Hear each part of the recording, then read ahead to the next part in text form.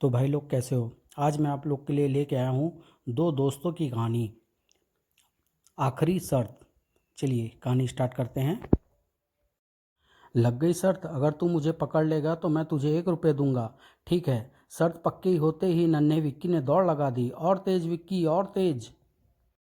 रुक जा डाकू विक्की, वरना गोली मार दूंगा। तू चाहे जो कर ले इंस्पेक्टर राजू, आज मैं नहीं रुकने वाला। इस गली को पार करते ही मैं जीत जाऊंगा, फिर शर्त का 1 रुपया मेरी जेब में होगा। दूसरी ओर राजू। राजू बेटे। ओह मम्मी, हो गया बंटाधार।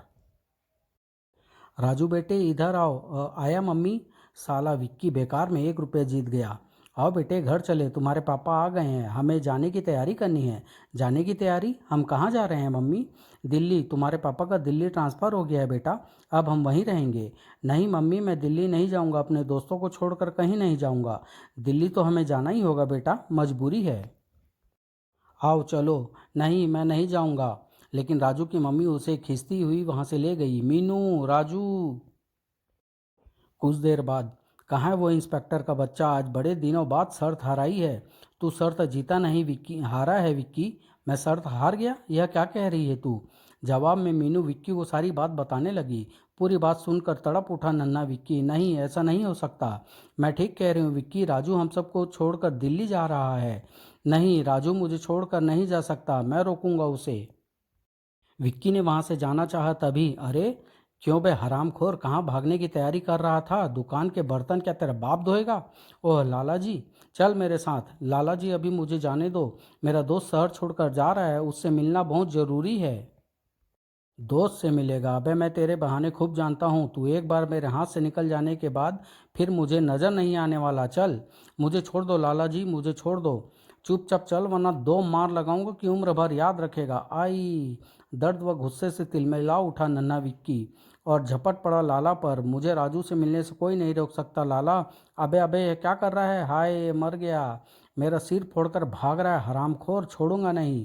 पुलिस से पकड़वा दूंगा मैं तुझे। हाय राजू, मैं आ रहा हूँ। लेकिन जब तक विक्की राजू के घर पहुंचा तब तक वह वहां से रवाना हो चुका था। जल्दी चलो ड्राइवर, ट्रेन छूटने में सिर्फ 20 मिनट बाकी रह गए हैं। राजू, विक्की। पल भर में ही टैक्सी विक्की की आंखों से ओझल हो गई। राजू चला गया मीनू, राजू चला गया। अगर तू रेलवे स्टेशन चला जाए तो राजू अभी भी तुझे मिल सकता है विक्की। लेकिन इतनी जल्दी तू रेलवे स्टेशन पहुंचेगा कैसे? रेलवे स्टेशन तो यहाँ से 5 किलोमीटर दूर है। Railway station? अगले ही क्षण तौप से छूटा गोला बन गया विक्की। विक्की रुक जा, मैं राजू से मिले बिना नहीं रुकने वाला मीनू। उधर रेलवे स्टेशन पर, मम्मी थोड़ी देर रुक जाओ, एक बार मुझे विक्की से मिल लेने दो, वह आता ही होगा। उसे भूल जाओ बेटा, देखो ट्रेन चलने वाली है। तभी ट्रेन पटरियों पर रेंगने लगी। और फिर जिस क्षण ट्रेन के अंतिम डिब्बे ने प्लेटफॉर्म छोड़ा, उसी क्षण नन्हे विक्की के पांव प्लेटफॉर्म पड़े। ओह ट्रेन चली गई। विक्की वहीं बैठकर सुबकने लगा। मेरा दोस्त चला गया, जाने कब तक वह अपना चेहरा छिपाए रोता रहा। और फिर जब उसने अपना चेहरा उठाया तब, अटेंशन प्लीज, मुंबई जाने वाली एक्सप्रेस गाड़ी थोड़ी देर में रवाना होने वाली है। पुलिस? मेरा सिर फोड़कर भाग रहा है हरामखोर, मैं तुझे पुलिस से पकड़वा दूंगा। ओह ओह, लगता है यह पुलिस वाले मुझे ही पकड़ने के लिए आ रहे हैं। अगर उन्होंने मुझे पकड़ लिया तो ये मुझे जेल में डाल देंगे। और राजू कहता था जेल में फांसी दे दी जाती है। नहीं नहीं, मैं जेल नहीं जाऊंगा, मैं फांसी नहीं चढ़ूंगा। भयभीत विक्की की निगाहें सामने सरकती ट्रेन पर जा टिकी। वह गाड़ी चल रही है, अगर मैं उस तक पहुंच जाऊं तो पुलिस के हाथों से बच सकता हूं। दूसरे ही क्षण विक्की जान छोड़कर रफ्तार पकड़ती ट्रेन के पीछे दौड़ा। यह ट्रेन मुझे हर हाल में पकड़नी है। और ट्रेन धड़धड़ाती अपनी मंजिल की ओर बढ़ी जा रही थी। ट्रेन के अंदर, सर लगता है कोई चोर उचक्का है, इसे पुलिस के हवाले कर देना चाहिए। मुझे पुलिस के हवाले मत करना साहब, वरना वह मुझे फांसी पर चढ़ा देंगे। फांसी? तो क्या तुम खून करके भागे हो? नहीं साहब, मैंने कुछ नहीं किया, मैंने तो। फिर विक्की ने सारी बात उन्हें बता दी। पूरी बात बताकर विक्की उसके पैरों से लिपट गया। मुझे बचा लीजिए साहब, मुझे फांसी लगने से बचा लीजिए। ठीक है, मैं तुम्हें फांसी से बचा लूँगा, पर तुम्हें जीवन भर मेरी बात माननी होगी। मुझे मंजूर है साहब, अब बस मुझे फांसी। खड़े हो जाओ, समझ लो कि तुम फांसी से बच गए। मेहरबानी साहब। ट्रेन द्रुत गति से भागी जा रही थी, लेकिन उससे भी तेज भाग रहा था समय, जिसने देखते ही देखते नन्हे व मासूम विक्की को विक्रम दादा में बदल दिया था। इस आदमी को देखो विक्रम, डॉन नाम है इसका। कल इसे जेल से अदालत ले जाया जाएगा। इसे छुड़ाने के लिए 2 लाख रुपए का ऑफर है। 2 लाख? समझ लो काम हो गया अंकल। शाबाश विक्रम शाबाश। डॉन को तेजी से अदालत ले जाती है स्पेशल वैन। अचानक एक झटके से रुक गई। सड़क पर पेड़ पड़ा है, उसे हटाए बिना गाड़ी नहीं गुजर सकती। हम अभी पेड़ हटाते हैं। उधर गार्ड सड़क पर पड़े पेड़ को हटाने में व्यस्त थे। इधर वैन के नीचे दूसरे ही क्षण पेट पर बंधे चुंबक की सहायता से विक्रम वैन से लटक चुका था। कुछ क्षण बाद वैन वहां से गायब हो गई, रवाना हो गई। अब मुझे अपना काम शुरू कर देना चाहिए। अगले ही पल विक्रम ने अपने थैले से एक छोटा सा एसिटोलिन का सिलेंडर निकाला और उसके हाथ बिजली की सी तेजी से काम कर रहे थे। 20 मिनट बाद वैन अदालत पहुंच जाएगी। मेरे पास समय बहुत कम है। जल्दी ही बन गया काम। वैन के अंदर बैठा डॉन यह सब देखकर हैरान था। दूसरे ही क्षण उसे नजर आया एक अजूबा। इस मुंह से आवाज मत निकालना, मैं तुम्हें छुड़ाने आया हूँ, आओ। डॉन तुरंत ही वैन के फर्श में बने मोखले में उतर गया। अब सावधानी से वैन के पीछे की तरफ सरको। ठीक है, जल्दी ही। हाय। डॉन आज़ाद हो चुका था और किसी को खबर भी ना थी। और जब वैन अदालत पहुंची तो मच गया हंगामा। डॉन गायब। ओह, अपराधियों ने कैसा अद्भुत तरीका निकाला है डॉन को छुड़ाने का। इधर डॉन सुरक्षित अपने अड्डे पर पहुंच चुका था। शाबाश नौजवान, तुमने अपने दिमाग और साहस का जो नमूना हमें दिखाया है उसकी मिसाल और कहीं नहीं मिल सकती। ये लो अपना इनाम। कुछ देर बाद, शाबाश बेटा शाबाश, आज तूने अपने अंकल का नाम रोशन कर दिया। अब एक काम और कर दे तो अपने वारे न्यारे हो जाएं। कैसा काम अंकल? तुझे दिल्ली जाकर एक मर्डर करना है। कीमत 20 लाख है। 20 लाख?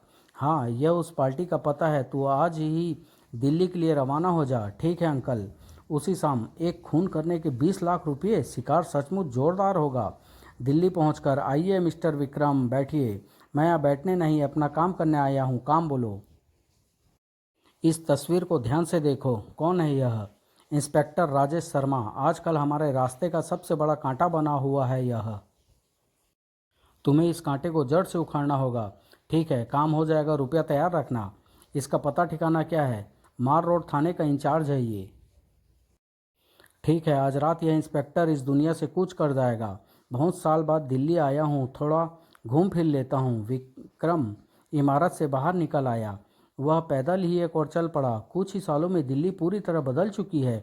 अभी वह कुछ ही कदम चला था कि अचानक चौंक पड़ा। बचाओ बचाओ, ये तो किसी लड़की की चीखने की आवाज़ है। देखना चाहिए, शायद कोई मुसीबत में है। वह आवाज़ की दिशा में दौड़ दौड़ पड़ा था।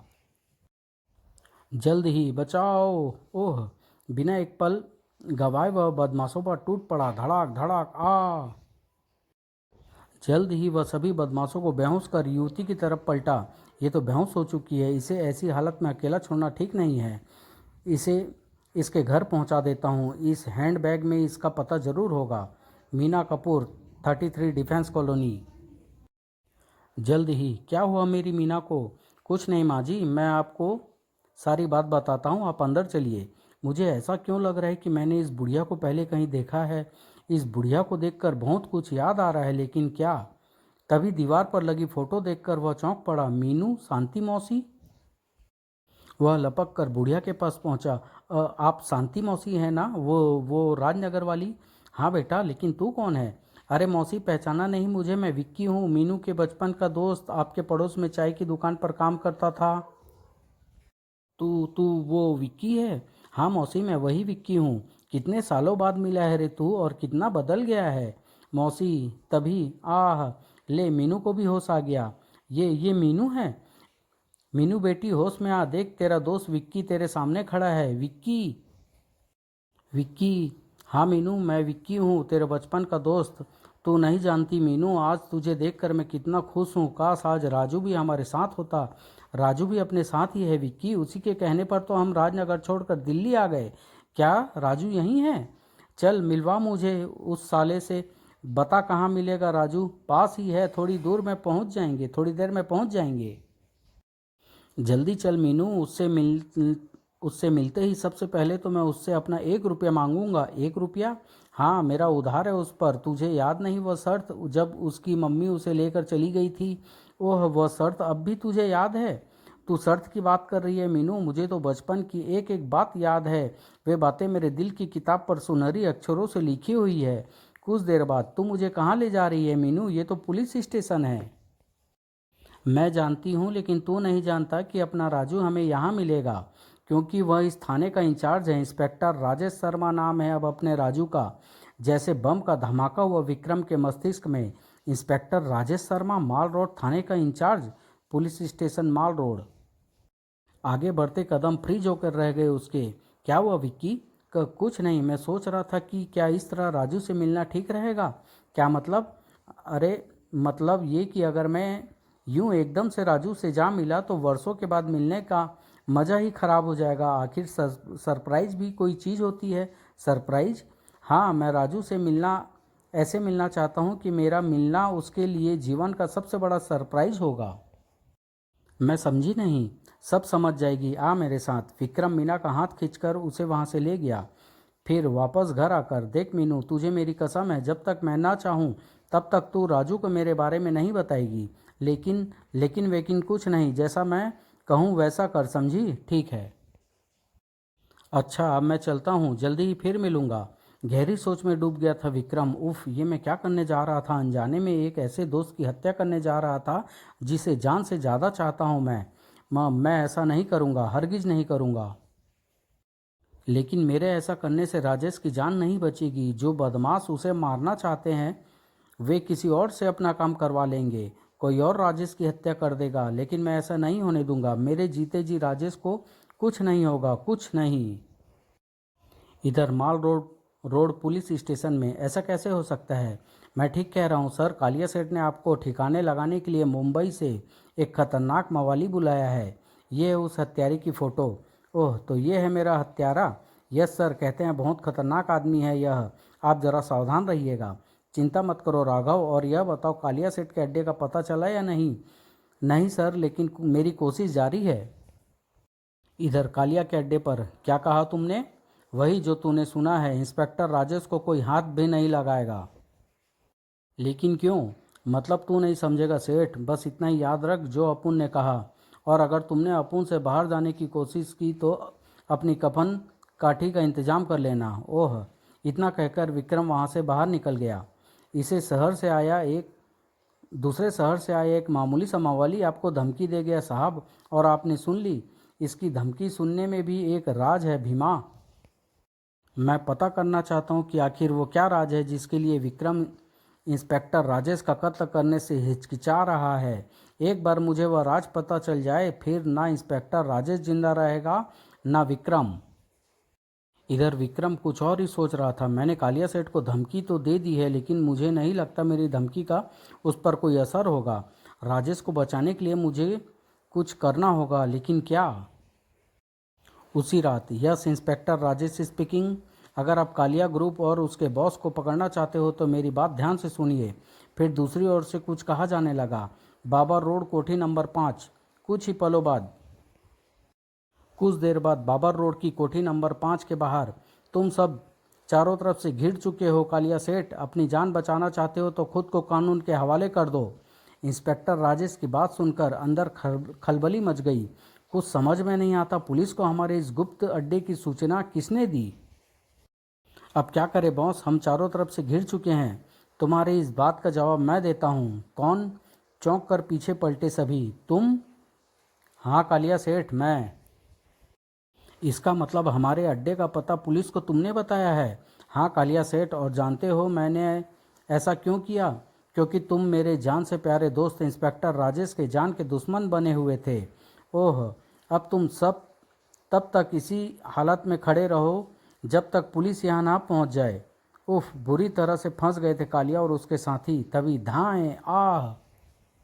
शाबाश भीमा, खत्म कर दो इसे। भीमा ने तुरंत एक साथ कई फायर विक्रम की तरफ झोंक दिए, लेकिन विक्रम छलावे की भांति उछल कर बच गया। ठीक तभी वहाँ इंस्पेक्टर राजेश ने प्रवेश किया। हैंड्स अप, अगर कोई अपनी जगह से हिला तो गोली मार दूंगा। सभी को कवर कर लिया इंस्पेक्टर ने। अब सब अपने अपने सिर पर हाथ रख कर चुपचाप बाहर चलो। शाबाश इंस्पेक्टर, शाबाश, तूने साबित कर दिखाया कि तू सचमुच दिलेर है। विक्रम, मेरा हत्यारा? ऊपर खड़े विक्रम की तरफ देखने में पल भर के लिए ध्यान बटा था इंस्पेक्टर राजेश का। उसी एक पल में बाजी पलट गई। इंस्पेक्टर का रिवॉल्वर गिरते ही, अब बाजी हमारे हाथ में है इंस्पेक्टर। ओह! कालिया सेठ ने राजेश पर रिवॉल्वर तान रखी है, उसे बचाने के लिए मुझे ही कुछ करना होगा। विक्रम की निगाह पास ही पड़े अपने रिवॉल्वर पर पड़ी। बन गया काम। अगले ही पर झपट कर उसने अपना रिवॉल्वर उठा लिया और धाएं, आह, ओह! ओह! उसने ये गोली मुझ पर चलाई थी, लेकिन संयोगवश इसके साथी के ही को ही लग गई। लेकिन मैं इस सुनहरे मौके को नहीं गंवाऊंगा। इंस्पेक्टर राजेश चीते की सी तेजी से मृत पड़े कालिया के रिवॉल्वर पर झपटा।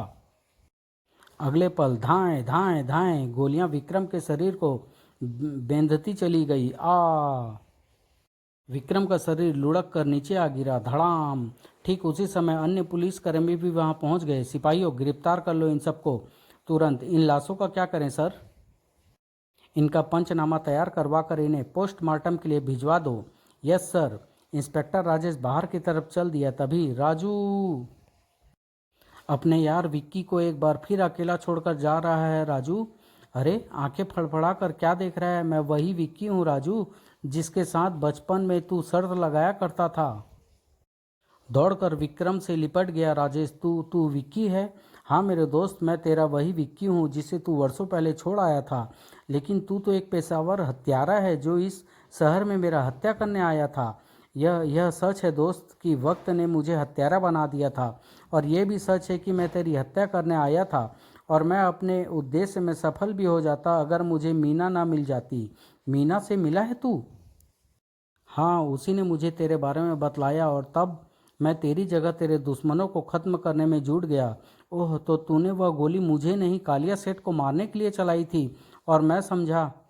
उफ, ये क्या कर डाला मैंने? अपने दोस्त की हत्या कर डाली। इसमें तेरा कोई कसूर नहीं है पगले। शायद भगवान को यह मंजूर नहीं था कि हम मिलें।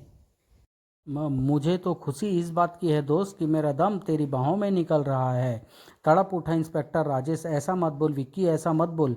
मैं तुझे मरने नहीं दूंगा। अब कुछ नहीं हो सकता राजू। मैं जा रहा हूँ। आज तू शर्त जीत गया राजू। तूने मुझे पकड़ लिया। यह ले तेरा रुपया। विक्की! अगले पल विक्रम के मुंह से ढेर सारा खून निकला। आ!